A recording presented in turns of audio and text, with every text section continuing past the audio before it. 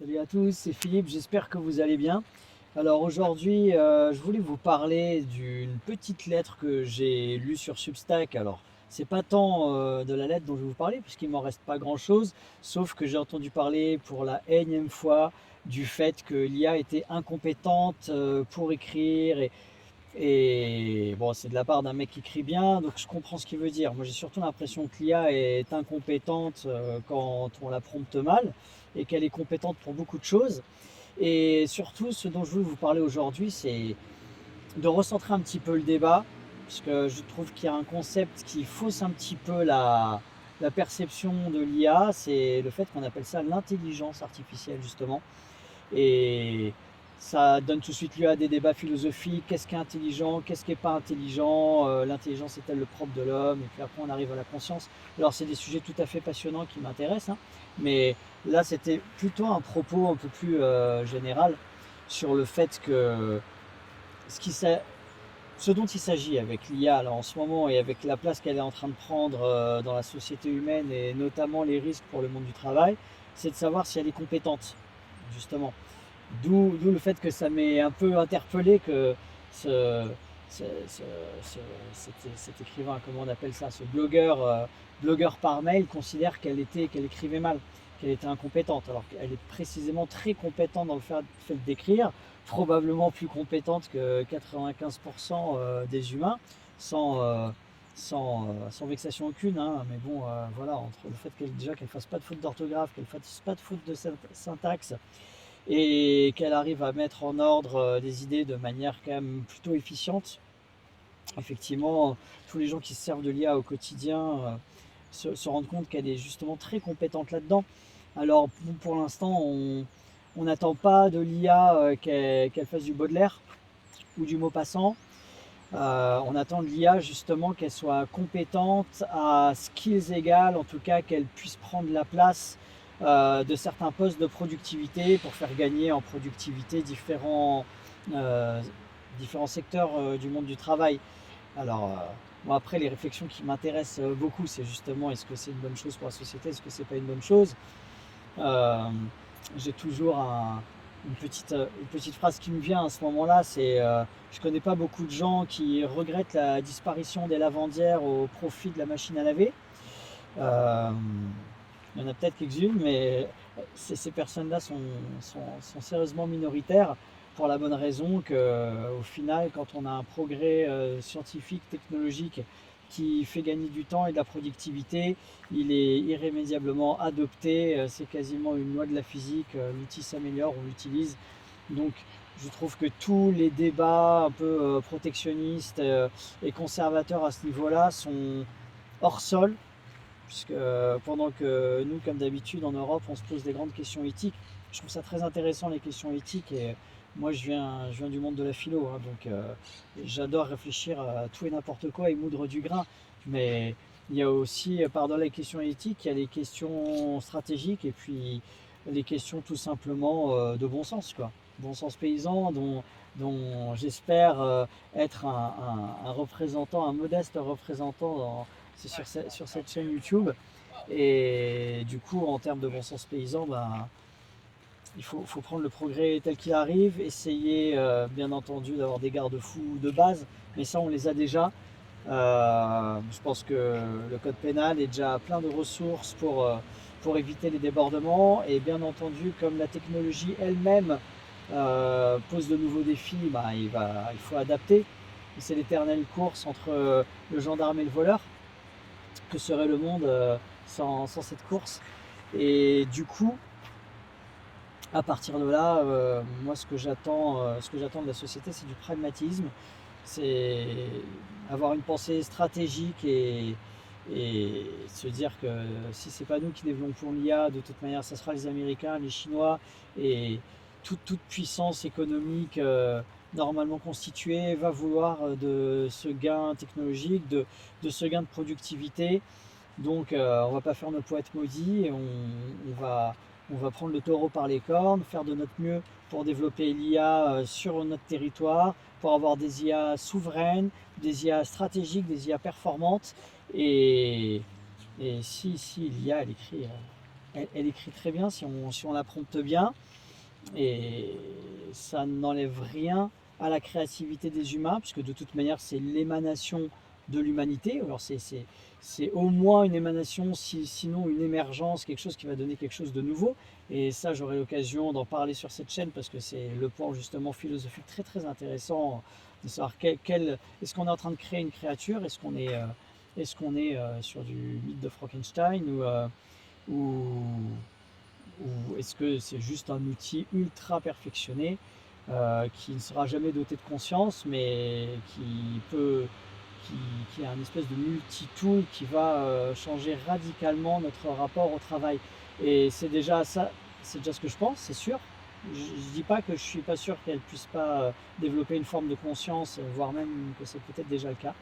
Mais en tout cas, rien que pour parler de cet aspect du multi-tool, ultra efficient, la première chose qui m'apparaît, je ne sais pas si c'est la première, mais en tout cas c'est quelque chose qui s'impose à moi depuis le début de mes réflexions à ce propos, et je ne suis pas le seul à le penser, c'est que au contraire, c'est un élément, un accélérateur de la créativité, en cela que ça va éliminer beaucoup de frictions entre les créatifs ou tout simplement entre l'idée et la réalisation, l'idée quelle qu'elle soit. On peut être le créatif d'un jour ou on peut être créatif tous les jours, mais quoi qu'il en soit, dans le processus créatif, il y a des idées en, en input, on va dire, au début, et puis après, il y a leur réalisation, leur exécution. Et par exemple, pour des gens comme moi je suis musicien, et le home studio ça me gonfle, je suis pas très sharp en home studio, je me suis jamais trop penché là-dessus parce que j'aime pas passer du temps devant les ordinateurs. Et j'ai ce côté un peu bohème qui fait que bon voilà, je me suis jamais vraiment organisé pour me former au home studio. Je pense que je pense que je pourrais le faire comme n'importe qui, juste j'aime pas trop cliquer, et peut-être que mon ambition musicale n'était pas suffisamment dévorante pour, euh, pour m'y mettre sérieusement. Mais typiquement, l'IA va m'aider à passer de mes idées que j'applique quand même directement sur ma guitare, hein. J'ai des compositions, j'ai des mélodies, des harmonies et des improvisations dessus, mais va m'aider à faire une réalisation propre, euh, en enlevant les frictions, en enlevant les intermédiaires. Et ça, c'est valable pour tout. C'est valable pour des mecs qui ont envie d'écrire. Par exemple, j'ai vu un ami me disait qu'il aimerait bien, il a une vie assez incroyable avec plein d'aventures, plein de voyages. Et il me disait qu'il aimerait bien avoir une petite autobiographie, rien de prétentieux. En plus, c'est le mec le plus humble du monde. Mais voilà, juste pour relater ses aventures à ses enfants. Et pour ceux qui ont des enfants, vous savez qu'on aime bien transmettre, on aime bien l'idée voilà, qui connaissent les aventures de leur papa, de leur maman. Et bien entendu, je me suis renseigné, je lui ai dit, bah écoute, avec l'IA déjà, tu pourrais mettre au point un petit process où tu promptes, tu racontes tes histoires et tu demandes à l'IA de te faire un petit résumé, un texte, un truc, pas besoin d'un pavé, pas besoin de la recherche du temps perdu, tu vois. On n'a pas besoin de faire une œuvre proustienne, hein, c'est juste factuellement avoir. Moi, j'adorerais avoir comme ça une petite autobiographie de mes différents ancêtres, notamment ceux qui ont eu une vie un peu romanesque. Et, et voilà, factuellement, c'est une richesse incroyable. Donc, il y a des IA qui font ça, tu vois. Donc, tout un chacun pourra transmettre une petite autobiographie à ses enfants de la manière la plus simple et avec le moins de friction possible. Bon, bah, je ne vais pas dans cette petite vidéo vous faire la liste interminable des possibilités que l'IA ouvre en, en termes de réduction de friction entre l'idée et la réalisation, mais vous allez voir aussi que un des fils d'Ariane, en tout cas sur cette chaîne, c'est c'est une forme d'optimisme, si ce n'est une forme d'optimisme, en tout cas de grande gratitude pour tout ce que l'époque nous offre, parce que je suis, euh, je suis très déçu, embêté, vexé et énervé parfois par ce misérabilisme ambiant. Alors l'idée c'est pas de nier les problèmes divers et variés, les problèmes politiques des uns et des autres, même si on n'est pas tous du même bord. Et sur cette chaîne, on ne va pas parler de politique, mais en tout cas, euh, en tout cas, la nature humaine est difficile. Le fait d'être conscient de notre condition, c'est quelque chose de difficile. De subir la souffrance, la peur, les regrets, la maladie, la mort des proches, la sienne.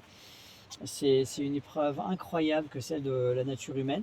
Donc, ça m'intéresse de prendre en compte cette souffrance. C'est même un des sujets les plus passionnants, puisque c'est peut-être la source de notre conscience et de notre intelligence, que petit à petit, être de plus en plus conscient avoir une espèce de chambre d'écho comme ça, qui développe une conscience de l'espèce, une conscience de notre de l'éphémère, peut-être que notre conscience du beau est liée à tout ça aussi. Donc c'est un sujet absolument passionnant, mais ça n'a justement rien à voir avec le misérabilisme ambiant à tout propos qu'on vit actuellement. C'est pas qu'il n'y ait pas de risque climatique, c'est pas qu'il n'y ait pas de c'est pas qu'il n'y ait pas de risque de guerre nucléaire ou que Poutine ne soit pas méchant. C'est pas ça la question. Mais moi, ce qui m'intéresse, c'est euh, la richesse de notre époque. Moi, j'ai envie de mettre l'emphase là-dessus parce que j'ai une reconnaissance illimitée envers ce que nos ancêtres nous ont légué comme sophistication, comme confort. Moi, mes parents ont connu l'eau chaude au robinet qu'à l'âge de 30 ans quand ils sont arrivés en France. Euh, et moi, j'ai eu accès à tout. J'ai eu accès à tout. J'ai accès aux œuvres. Je suis musicien et passionné de musique. Bah, j'ai eu accès à toutes les œuvres. On discutait avec un ami tout à l'heure. Il y a encore pas si longtemps, les gens n'avaient même pas d'enregistrement, quoi. C'était à l'époque au concert. Si tu voyais pas le troubadour du coin en live une fois par an, tu voyais pas de musique, quoi. T'entendrais pas de musique. Moi, j'ai eu accès à tout, à toute la musique classique, à toute la pop, rock des années 60-70, au jazz américain. J'ai, moi, vous, quoi, en fait. Hein, j'ai 50 piges, donc il n'y a rien de dingue dans ce que je suis en train de dire. J'ai eu accès à toutes les œuvres artistiques, littéraires, à la science, à la vulgarisation scientifique. Enfin, c'est une richesse incroyable. Moi, je me perds tellement dans la gratitude, dans cette richesse, que j'ai pas le temps de regretter ce qui va mal dans le monde et d'y mettre trop d'emphase. Mes enfants ont probablement déjà été sauvés plusieurs fois par la médecine. Moi-même, je ne serais pas là pour vous parler, je serais mort de l'appendicite à l'âge de 7 ans. Donc voilà, vous savez que ça va être un des fils rouges de cette chaîne. Ça va être la gratitude, vraiment pour contrer la morosité ambiante, pour contrer la sinistrose, euh, pour contrer le ouin incessant de beaucoup de gens, tout va mal, ça va pas bien, le en fait, la sensiblerie. Voilà. La sensiblerie, moi je viens d'une génération encore, c'est peut-être une des dernières générations qui n'a pas trop suivi la sensiblerie. Et voilà, on se charriait entre mecs, entre nanas, il y avait de la mixité, on se posait pas de questions. Euh, on se posait pas de questions non plus sur le racisme, enfin bref. Il y avait une vraie mixité. Alors je dis pas que c'était comme ça dans tous les milieux. Moi, j'étais dans un milieu plutôt aisé parisien. Ceux à qui ça déplaît, ben, qui changent de chaîne, qu'ils aillent voir ailleurs. Je m'en fous. On est ce qu'on est. Je suis pas un grand bourgeois, je suis classe moyenne, mais issu d'un milieu élevé en tout cas, dans un environnement agréable et aisé, entre gens intelligents. Et il n'y avait pas de problème, vraiment, pas de vrais problèmes, des petits problèmes, tout le monde a ses problèmes. Comme je disais tout à l'heure, la vie n'est pas facile, facile pour personne, mais, euh, mais en tout cas, il y avait de la mixité et on ne nous gonflait pas avec tous les sujets clivants d'aujourd'hui. Donc là, ça atteint, je parle de ça parce que maintenant il y a une telle caisse de résonance médiatique et je vois que les jeunes générations sont contaminées par la sinistrose, elles ont peur de l'avenir et elles veulent même plus faire d'enfants parce que oulala, qu'est-ce qui va se passer, demain on va tous mourir, alors pourquoi faire des enfants? Non, j'y vois un pessimisme, en fait j'y vois un individualisme hum, qui prend pour excuse ce misérabilisme. Parce que si nos grands-parents, après la Seconde Guerre, avaient refusé de faire des enfants parce que décidément la guerre c'est trop dur et il y a trop de risques que ça recommence, Et Dieu sait que pendant la guerre froide, les blocs, euh, les blocs de la Seconde Guerre mondiale étaient encore partiellement présents et donc actifs, comme des volcans actifs qui dorment qu'à moitié. Euh, Nos ancêtres auraient pu s'arrêter de faire des enfants de la même manière, hein. Puis quand tout le monde mourait de la tuberculose à la fin du 19e aussi. Donc moi mon constat c'est que la société des hommes n'a jamais été aussi confortable. Le moindre RMiste en France en 2025 vit dans davantage de confort que, que le plus riche du pays il y a 2 siècles. Donc un tel niveau de confort a comme effet collatéral de d'affaiblir. Alors moi je suis pas un militaire, hein. Je viens pas de la Légion étrangère, je suis pas le- l'homme qui va vous dire de prendre des douches glacées à 5 heures du mat et de faire 500 pompes tous les matins. Je suis un hédoniste, j'aime la vie, j'aime les copains, mais j'aime pas souffrir. Mais bon, voilà, quoi. Disons il y a en toute chose, il faut raison garder.